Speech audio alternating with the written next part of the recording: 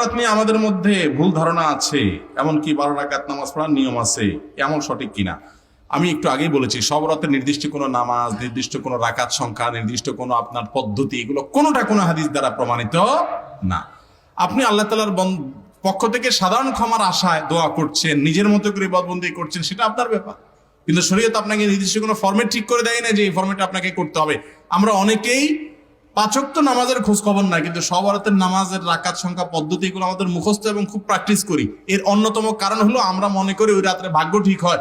অতএব এই রাত্রে যদি আল্লাহর কাছে একটু দোয়া দরুদ করে নামাজ কালাম করে ভাগ্যটা নিজের পক্ষে করে নেওয়া যায়, তো আবার আগামী 1 বছর যা মনে চায় করবো।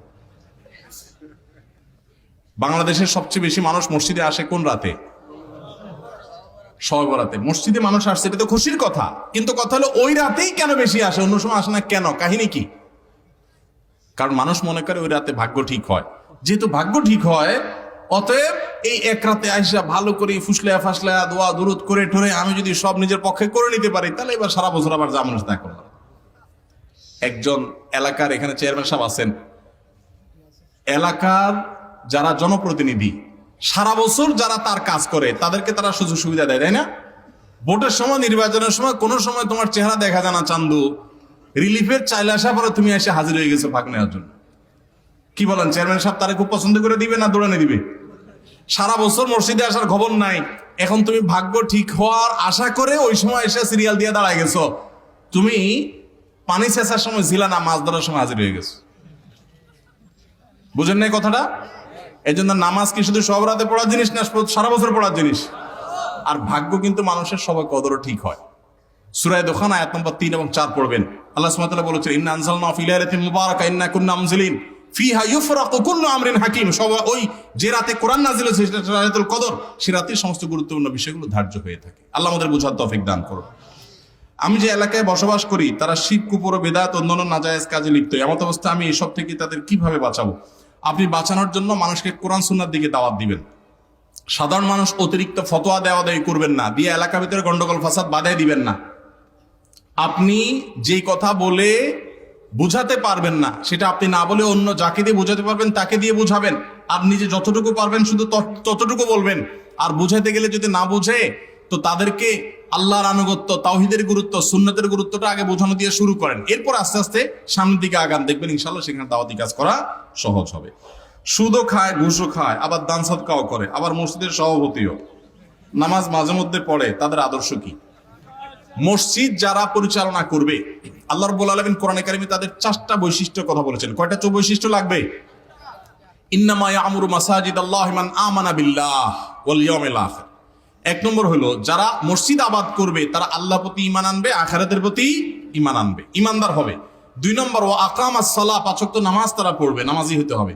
3 নম্বর হলো ওয়া আতাজ যাকাত, শুধু নামাজি পড়বে না, যাকাত ফরজ হলে যাকাত দেওয়ার মতো মানসিকতা থাকতে হবে, কৃপণ হইলে হবে না। আর 4 নম্বর হলো ওয়ালাম ইয়াখশা ইল্লাল্লাহ, আল্লাহ ছাড়া আর কাউকে পরোয়া করবে।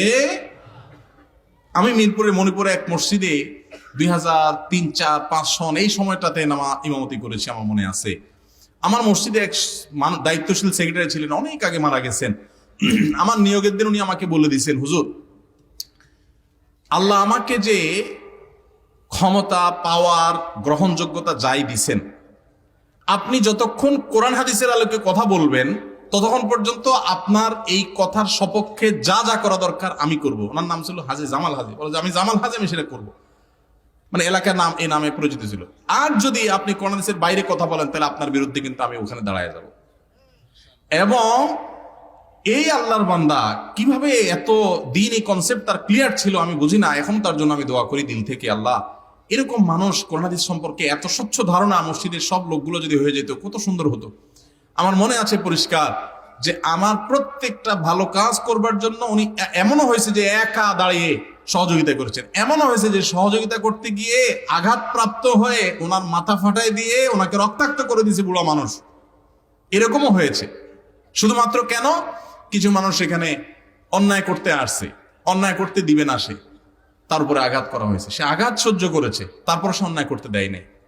তো আল্লাহ বলেছেন মসজিদ যারা পরিচালনা করবে ওয়ালাম ইয়াখশা ইল্লাল্লাহ, আল্লাহ ছাড়া তারা কাউকে পরোয়া করবে এই পরোয়া করবে না মানে আমি বলতেছি না যে তারা বেপরোয়া হবে, বেপরোয়া বলতে আমরা যা বোঝাই, কিন্তু বুঝাতে চাচ্ছি আল্লাহর ঘরে আল্লাহর বিধান অনুযায়ী চলতে দিবে। আর কাউকে তো অনেক মসজিদ দেখবেন সামনের দিকে জায়নামাজ 1 2 3 4 5টা 7টা রাখা আছে না নাই?